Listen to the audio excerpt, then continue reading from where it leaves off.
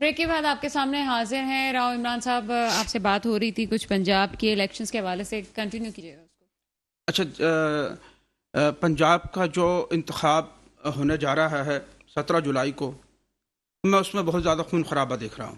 ہوں، عمران خان صاحب نے جتنے بھی جلسے کیے ہیں وہاں پر، انہوں نے اپنے کھلاڑیوں کو باقاعدہ جو الفاظ ادا کیے ہیں کہ اس میں اشارے اسی طرف جاتے ہیں کہ آپ نے ڈرنا اور گھبرانا نہیں ہے۔ اسی طریقے سے رانا ثناء اللہ صاحب جو کہ اس وقت تمام پولیس سب ان کے انڈر میں ہے سب کچھ، انہوں نے اپنے لوگوں کو یہ کہہ رکھا کہ آپ نے بھی ڈرنا نہیں ہے اور عمرانی فتنے کو سختی سے کچلنا ہے۔ تو یہ دونوں چیزیں اتنی خطرناک ہیں جو یہ تصادم بتا رہے ہیں، میں بتانے جا رہا ہوں آپ کو، یہ خاص طور پہ ملتان اور لاہور کے اندر ایک بڑے تصادم کو جنم دے گا۔ اس وقت یہ 14 اضلاع کے اندر الیکشن ہونے جا رہا ہے۔ کسی زمانے میں یہ جو پنجاب تھا یہ نون لیگ کا گڑھ ہوا کرتا تھا اور نواز شریف اور شہباز شریف کے نام کا طوطی بولا کرتا تھا۔ ہر آپ حمام میں چلے جائیں، کسی گھر میں چلے جائیں، کسی کی بیٹھک میں چلے جائیں تو نواز شریف کی تصویریں ملا کرتی تھی۔ لیکن اب تھوڑا سا معاملہ بدل چکا ہے۔ ان تصاویر کی جگہ بہت سارے مقامات پر عمران خان صاحب لے چکے ہیں اور اس کی مقبولیت کی وجہ یہ ہے کہ مسلسل 3 سے 4 ادوار میں عوام کو وہ چیزیں ڈیلیور نہیں کی گئی جن کے وہ حق رکھتے ہیں۔ اب ہم کراچی کی بھی مثال لیں تو اتنا بڑا، سب سے بڑا ٹیکس دینے والا صوبہ ہے، اس کو کس طریقے سے پیپلز پارٹی نے نظر انداز کیا۔ یہی دو سیاسی جماعتیں جس سے قوم ہمیشہ سے تنگ رہی ہے، انہیں ایک ایسی جماعت کی تلاش تھی جو کہ ان سے ہٹ کر ہو اور پاکستان کے اندر نمائندگی کر سکے۔ 3.5 سال کے بعد بھی عوام کو اتنا شعور ہے کہ اس 3.5 سال کا جو عمران خان کا دور تھا، بذات میں خود کہتا ہوں نہایت ہی خطرناک دور تھا۔ اگر عمران خان کو 1.5 سال اور چلنے دیا جاتا تو جو آج لعنت و ملامت جو مسلم لیگ نون کو اٹھانا پڑ رہی ہے، شاید یہ آج عمران خان کے حصے میں آئی ہوتی، لیکن ان سے ان لوگوں سے صبر نہیں ہوا۔ لیکن اس کا ایک جہاں نقصان مسلم لیگ نون کو ہوا ہے، وہاں ایک فائدہ اب یہ بھی اٹھانے جا رہے ہیں کہ رانا ثناء اللہ، جیسے کہ آرٹیکل 6 کی بات ہوئی تھی، میں آپ کو ایک بڑے راز و نیاز کی بات بتانے جا رہا ہوں کہ آج سے 4 روز قبل ایک اجلاس میں رانا ثناء اللہ صاحب نے اس فرمائش کا اظہار کیا، بلکہ اس خواہش کا اظہار کیا کہ وہ چاہتے ہیں کہ وہ عمران خان صاحب کو گرفتار کریں، جس میں خواجہ سعد رفیق اور سردار ایاز صادق جو سابق اسپیکر قومی اسمبلی ان کے رہے ہیں، اور نواز شریف صاحب کے بڑے نوٹس بھی لے لیا جاتا ہے اور ہاں بڑے قریبی تھے۔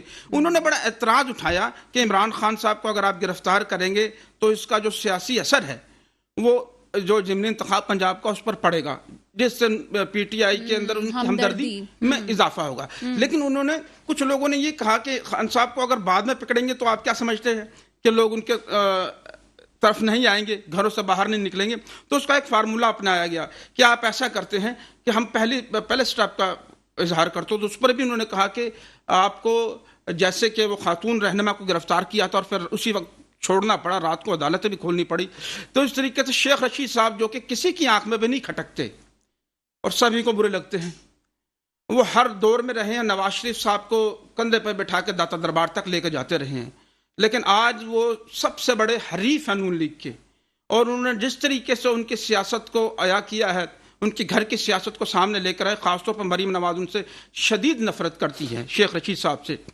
ان کے لیے اینٹی کرپشن نے اپنے فائلیں کھول لی ہیں اور ان کو طلب کیا ہے تمام فائلوں ریکارڈ کے ساتھ۔ یہ ایک اسی کے تحت چل رہا ہے یہ کام سارا۔ اب یہ دیکھا جائے گا، اس کے بعد پھر یہ آئیں گے پنجاب میں دوسرے لوگوں کی طرف۔ شاہ محمود قریشی صاحب ہیں، اچھا، اور ان کے شاہ محمود قریشی صاحب کے حوالے سے بھی رانا ثناء اللہ نے کہا کہ جی ان کی اپنی سیٹ بھی خطرے میں ہے، ایسا کچھ آپ کو لگتا ہے؟ رانا دیکھیں میں بتا دوں، اچھا ابھی عمران، یہ ہماری مسرت نیازی صاحبہ لائن پہ موجود ہیں، ان سے بھی بات کرتے ہیں۔ میڈم، پروگرام میں آپ کو ویلکم کرتے ہیں۔ Thank you. سب سے پہلے تو ابھی ہمیں خوشخبری ملی، پیٹرول کی پرائس میں کمی آ گئی، کیا سمجھتی ہیں یہ واقعی آپ کی جو گورنمنٹ کا بھی حصہ ہے اس کی کارکردگی کہ عالمی سطح پہ جو کچھ ہوا یہ پاکستان کو فیس کیا ہے پاکستان نے؟ بسم اللہ الرحمن الرحیم۔ ثنا، آپ کو، آپ کی ٹیم کو اور عمران کو میرا سلام۔ دیکھیے، بات دراصل یہ ہے کہ عمران خان کو بھی سلام کر رہی ہیں۔ ہاں چلیں جی، ہم مسلمان ہیں، ہم تو سب کو ہی سلام کر رہے تھے، ہمارے لیے کوئی الگ تو ہے نہیں، ٹھیک ہے؟ جی جی۔ بات دراصل یہ ہے کہ دیکھیں، جس طرح سے خان صاحب الیکشن کمیشن پر الزام لگا رہے ہیں اور الزام لگا کر وہ اپنی نااہلی چھپانا چاہتے ہیں.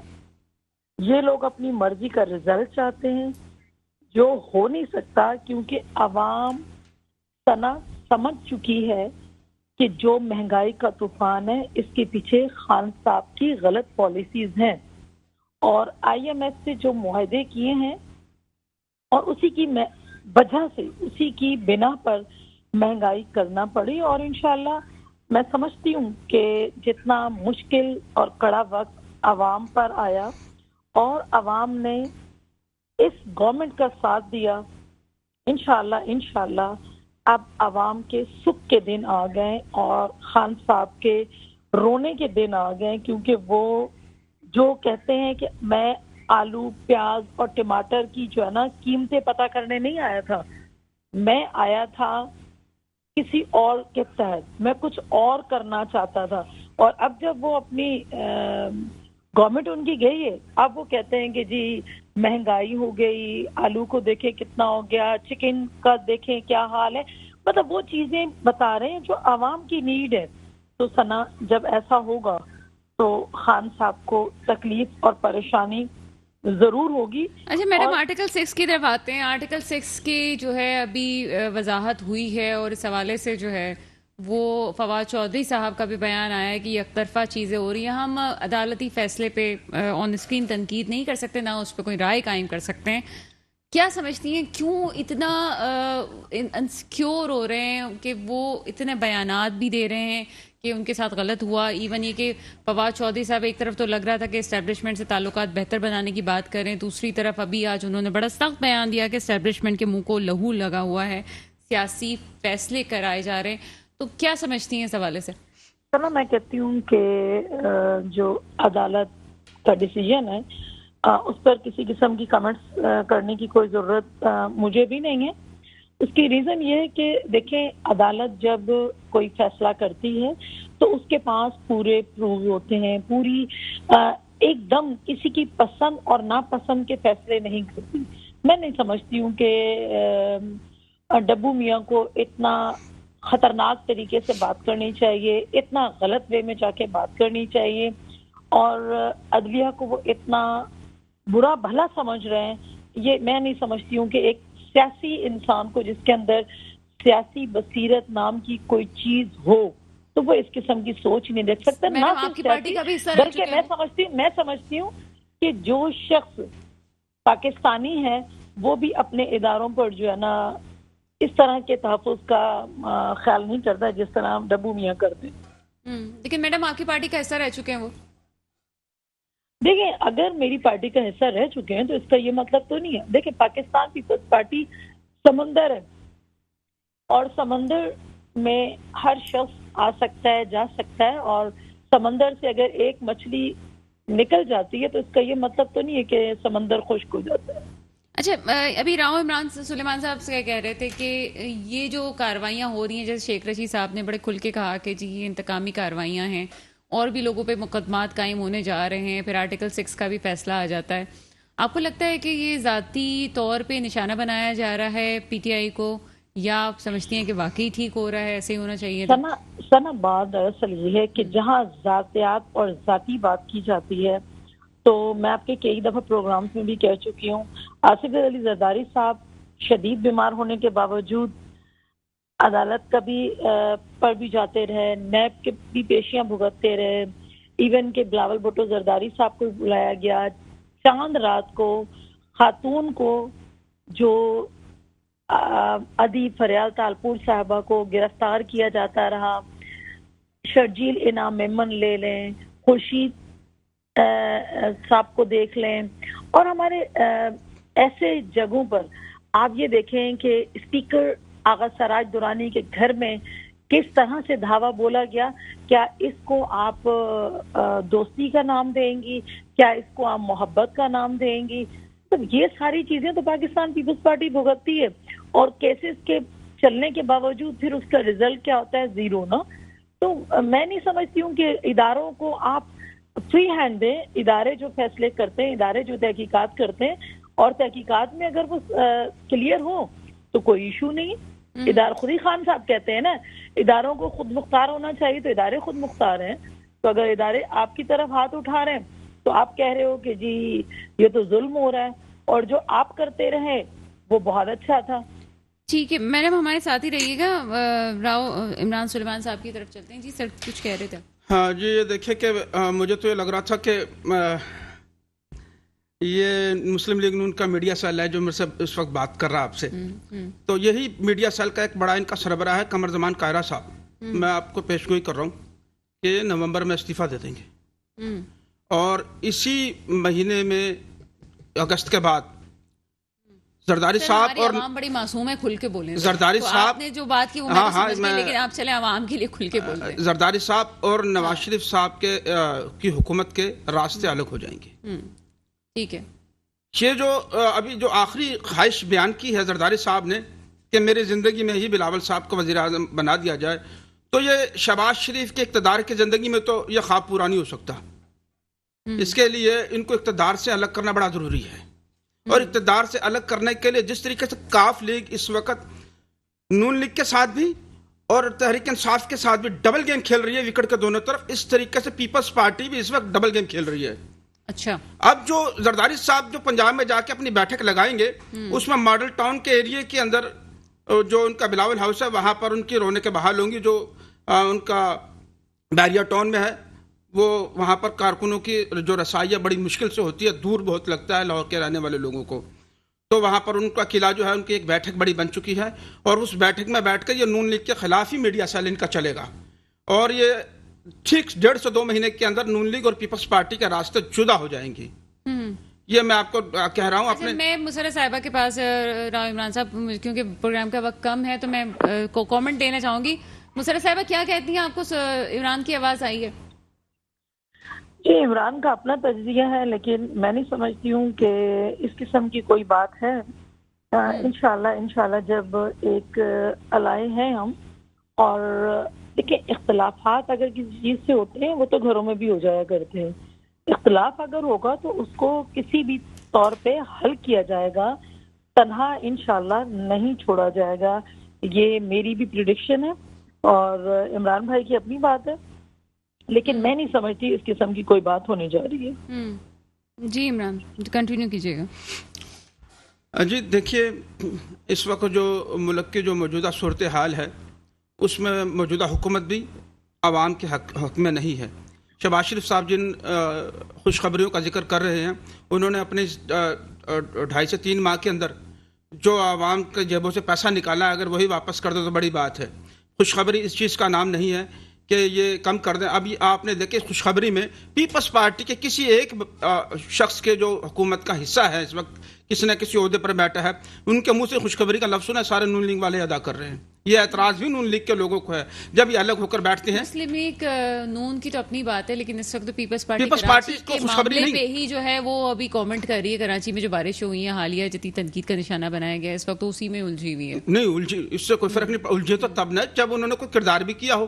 بارش آنے کا پتہ اگر آپ کو جو معلوم ہے کہ بارش نے آنا ہے، اور ہر سال انہی دنوں میں بارش آتی ہے، تو آپ نے مرتضیٰ وہاب کو 2 ماہ پہلے تو ایک تو دھورا کرا دیا ندی نالوں کا، اور اس کے بعد گھر جا کر بیٹھ گئے. یہ اربوں روپے تو ورلڈ بینک نے بھی دیا تھا آپ کو. 2020 کی جو تباہ کاریاں تھیں، کیا وہ نظر نہیں آئی آپ کو؟ اس سے کچھ سبق نہیں ملا آپ کو جو آپ خاموشی سے بیٹھے رہے ہیں؟ اب یہ کوئی معقول جواب ہے آپ کا کہ ہم نے سوچا نہیں تھا اور ہماری سوچ سے زیادہ بارش ہو گئی؟ تو یہ کوئی جواب نہیں ہے. آپ یہ دیکھیں کہ ابھی تک جو انہوں نے گڑھے کھود کے رکھے ہوئے ہیں وہاں پر اتنا پانی اکٹھا ہوگا، لوگوں کے گھر تباہ ہو گئے. وہ بے شک یہ کچی آبادیوں میں جو انہوں نے قبضے کیے ہیں زمینوں پر ہے، لیکن آپ نے اٹھایا کیوں نہیں؟ اگر آپ تھوڑا سا زمین دکھا دیتے ہیں، چیف جسٹس صاحب کو دکھا دیتے ہیں کہ ان کا نوٹس ہے، ویڈیو بنا کر کے سر دیکھیں یہ توڑے جا رہے ہیں مکانات، تو اس کے بعد کام روک دیا جاتا ہے. مراد علی شاہ صاحب کے ہیومن ایلیمنٹ ہے، ہم اس معاملے کو اتنا ہلکے نہیں لے سکتے جتنا عوام لوگ ہم پہ تنقید کرتے ہیں میڈیا پہ آ کے. ہم کس طرح سے لوگوں کو بے گھر کر دیں؟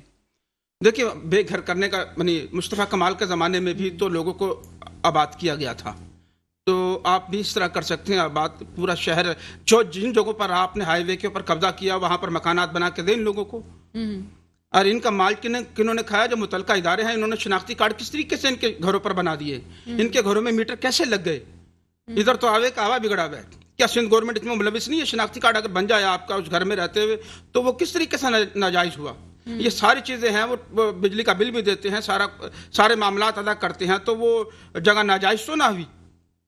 वो किस तरीके से नाजायज हो सकती है? लेकिन सर यहाँ पे तो ये भी बात है कि मुराद अली शाह साहब जो बातें कर रहे हैं उसमें ये बात अहम है कि सब कुछ उन्होंने ही किया। नालों पे अगर तामीरात हुई हुई हैं तो उनके दौर में नहीं हुई हैं, पहले से हुई। देखिए, पीपल्स पार्टी तो लोग कहते हैं कि ये 15 सालों से मुसलसल है, तो पहले ये मुझे बताएं कि अगर किसी की कोई हुकूमत आई भी 2-4 दिन के लिए, तो क्या इसका मतलब है कि हम इसका तसलसल सिर्फ 14 और 15 साल में रखें? अरबों रुपए का बजट कराची के नाम पे आता है, चलो नदी नालों को छोड़ दें, ये सड़कों का हाल देखें आप, 2 दिन की बारिश होती है सब कुछ टूट फूट का शिकार हो जाता है। कम से कम वो जो इन्हीं सड़कों को मरम्मत करके रख दे। खटारा गाड़ियां चल रही हैं, चंद गाड़ियां आपने निकाली थी वो भी अभी रुकी हुई हैं। तो आवाम का तो कोई पुरसाने हाल नहीं है, सबसे ज्यादा टैक्स देता है, लेकिन इसका वाली वारिस कोई नहीं है। कराची जो लोग कहते हैं ना कि कराची हम सब का है, लेकिन ये देखें कि कराची किसी का, कराची को अपना जो है वो बनाते सभी हैं, मगर इसका वाली वारिस कोई भी नहीं है। ये सिर्फ सियासत करते हैं। जी मुसर्रत नियाज़ी साहिबा, क्या कहेंगे? कराची की मौजूदा सूरत हाल पे भी थोड़ी बात कर लेते हैं, और फिर ज़िमनी इंतखाबात भी यहाँ पे होने वाले हैं NA 245 पे। इससे काफ़ी तनकीद का निशाना बनाया जा रहा है पीपल्स पार्टी की गवर्नमेंट को, क्या कहती हैं इस हवाले से? ना बात दरअसल ये है कि देखें, बारिश जिस अंदाज से हुई है तो ये तो अल्लाह पाक की तरफ से है। और आप, मेरा भाई कह रहा है सड़कें तबाह हो गई, यहाँ पे तो ये देखें ना, खैबर पख्तूनख्वा में खेत खलियान सैलाब के रेले में बह गए, घर गिर गए, लोग मर गए, लेकिन क्या कहते हैं लोग, वहां बहुत तूफानी बारिश हुई क्योंकि उस पर सवाल नहीं उठाया जाता। लेकिन मुल्क के किसी हिस्से में अगर बारिश की तबाही से वहां की इंतजामिया को नाअहल करार दिया जाता है, गवर्नमेंट करप्ट है कह दिया जाता है, ये नारे कौन लगाती है? PTI वाले लगाते हैं, क्योंकि वो नारे लगाने के शौकीन है। करप्ट PTI वाले नहीं, जमात इस्लामी भी, मुस्तफा कमाल भी, ये तमाम लोग। सारी सी बात है, देखिए जमात इस्लामी ने आज तक इस मुल्क के लिए किया क्या है? तो यहाँ कराची के अंदर आप मुझे बताएं, स्टूडेंट के हाथ में क्लाशन को कल्चर देने वाली कौन सी जमात थी? यही जमात इस्लामी थी। मुस्तफा कमाल साहब की बात क्या करें? मुस्तफा कमाल साहब उस वक्त जो है ना कायद का गोद लिया बच्चा था, और उस वक्त जो कत्ल गारत इस सूबे में हुआ करती थी उसका हिस्सा थे। और आज वो पाक दामन बन के कहते हैं जी जो कुछ मैं कर सकता हूँ मैं, और उनकी जो मैया है वो डूब ही जाती है। कभी जहां इलेक्शन होता है खुद भी खड़े हो जाते हैं बेचारे और हार जाते हैं। अभी तक तो काउंसलर उनका मुंतखब नहीं हुआ, और वो सोच रखते हैं अपने आप को वजीर आजम वाली। तो उनकी क्या बात मैं कहूँ ना, उनके लिए तो साहिबा के लहजे में 245 में जीत का कोई चीज नजर नहीं आती कि जीत जाएंगे।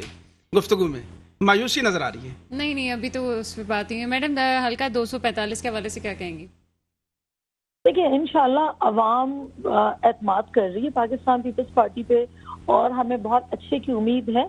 और अवाम से भी मैं आपके प्रोग्राम के तवज्जुह से कहूँगी, वोट आपका राइट है जिसको दें, लेकिन ये सोच समझ कर दें कि बिलावल भुट्टो जरदारी साहब के हाथ मजबूत करें। इंशाल्लाह बेहतरी अवाम ही को मिलेगी। बहुत शुक्रिया मुसर्रत नियाज़ी साहिबा, आप हमारे साथ मौजूद ही। राव इमरान सुलेमान साहब, NA 245 का मार्का बड़ा अहमियत इख्तियार कर गया है, क्योंकि 4 हल्कों के मरकजी दफादे भी वहाँ पे हैं। आमिर लियाकत हुसैन साहब की सीट पे पहले भी तनकीद होती रही थी कि तहरीक इंसाफ ने कुछ सीटें ऐसी भी निकाली थी, पहले उस पर बहस नहीं करते, वो वक्त जा चुका है। आप क्या समझते हैं इस वक्त जो तहरीक इंसाफ का अगर कहीं मुकाबला है तो तहरीक लबैक से है। और मेरा ख्याल है कि 240 में जो कुछ हुआ, जो हमने खून रेजी देखी, अगर वो नहीं होती तो इस दफ़ा लबैक का मार्का मुझे नज़र आता है कि वो वहाँ से निकालेंगे। कि माजी में जब आमिर लियाकत साहब जीते थे तो उस वक्त डॉक्टर फारूक सत्तार के 35,000 के करीब वोट थे, लेकिन तीसरे नंबर पे तहरीक लबैक थी। लेकिन MQM का चेहरा भी कौम के सामने है। और वैसे तो मुझे जहाँ तक नज़र आता है कि PTI ही इस वक्त मुझे दिखाई देती है कि शायद ये सीट PTI निकाल लेगी। लेकिन इस वक्त ये कहा जा रहा है कि ख़ास तौर पे MQM पे करम नवाजी होगी पीपल्स पार्टी की, और जैसे हमने NA 240 में देखा, देखिए कि बिल्कुल उसी करम नवाजी का नतीजा 240 में हमने ये देख लिया है। और पीपल्स पार्टी की बात, पीपल्स पार्टी को अंदाजा है कि वो कराची के कहाँ किन हलकों में से शकूर शाद ने जो बिलावल का हाल किया था वो सबके सामने है। تو ان کو اندازہ ہے اس چیز کا کہ ہم نے تو جیتنا نہیں، کیوں نہ ہم کر لیں. لیکن ایم کیو ایم خود بھی پچھلے دنوں ڈاکٹر فاروق ستار پر کرم نوازیوں کا سوچ رہی تھی، لیکن اس کا فیصلہ شاید بلاول ہاؤس میں منظور نہیں کیا گیا، لیکن خالد مقبول صدیقی فیصلہ کر چکے تھے کہ ہم اب تو آ گئے واپس. ہاں، لیکن یہ انہوں نے کہا تھا کہ آپ اپنا ہی بندہ کھڑا کریں تو ہم آپ کو ساتھ دیں گے. فاروق ستار کے معاملے میں جو انکاری ہوئی تھی وہ 45 میں آپ یہ سمجھتے ہیں کہ ایم کیو ایم جو ہے وہ مارکا نہیں جیتے گی، بلکہ تحریک لبیک کے حوالے سے تحریک لبیک جو ہے وہ مضبوط نظر آتی ہے مجھے، جس طریقے سے وہ 240 میں دکھائی دیا. لیکن اس سے زیادہ 240 میں دکھانے کے بعد بھی 65 ووٹوں سے تو پھر بھی پیچھے رہے نا سر. اگر آپ اس کو ہار کہیں تو میں یہ بتا دوں کہ جو عامر لیاقت اور فاروق ستار صاحب کا الیکشن تھا تو اس میں رات بھر سب نے دیکھا کہ فاروق ستار جیت رہے تھے، اور صبح کے ٹائم جو تھا وہ ماحول ہی کچھ اور بدلا ہوا تھا. تو اگر ایسے حالات ہوتے ہیں تو پھر جو آپ کہہ رہی ہیں وہ بالکل درست ہے. ٹھیک ہے سر، پروگرام کا وقت کم ہے، پیٹرول کی پرائس پہ آخری کامنٹ کیجیے گا. دیکھیے، یہ عوام کے ساتھ بڑی زیادتی ہے. یہ وہ خوشخبری ہے جو عوام سننا ہی نہیں چاہتی، بالکل نہیں سننا چاہتی. آپ اس خوشخبری کے بارے میں بتائیں کہ پیٹرول پہ ہی سارا کام ہو رہا ہے. چلو پیٹرول 18 روپے بھی ہوتا ہے اور آئندہ 10-15 دن کے بعد یہ مزید کم کریں گے. یہ اکٹھا نہیں، یہ 2 حصوں میں خوشخبری دے رہے ہیں. آنے والے دنوں میں پھر کم کریں گے کیونکہ انہوں نے الیکشن میں بھی جانا ہے. مزہ تو تب ہے کہ اس 3 دفعہ کے عمران صاحب یہ تو عالمی سطح پہ ایک کمی آئی ہے تو انہوں نے کس بینیفٹ لے رہے ہیں نا. میں سمجھتا ہوں خوشخبری دینے کا طریقہ یہ ہے کہ یہ جو پیٹرول 250 روپے ہے عوام کے لیے لیٹر، اس کو اتنا ہی رہنے دے، لیکن جو اشیاء خرد و نوش کا اضافہ ہوا ہے اس کو واپس لے آئے ہیں. بہرحال یہ بڑی اہم بات ہے کہ جب پیٹرول کی پرائس بڑھتی ہیں تو دوسری چیزوں میں اضافہ ہو جاتا ہے، دوسری چیزوں کی قیمتوں میں اضافہ ہو جاتا ہے. لیکن جیسے ہی پیٹرول کی پرائس کم ہوتی ہے دوسری چیزوں کی پرائس کو کم کرنے میں کوئی چیک اینڈ بیلنس نہیں ہے. اس حوالے سے بھی گورنمنٹ کو سوچنا چاہیے. اس کے ساتھ ہی پروگرام کا وقت ختم ہوتا ہے. مجھے اجازت دیجیے گا. خدا حافظ.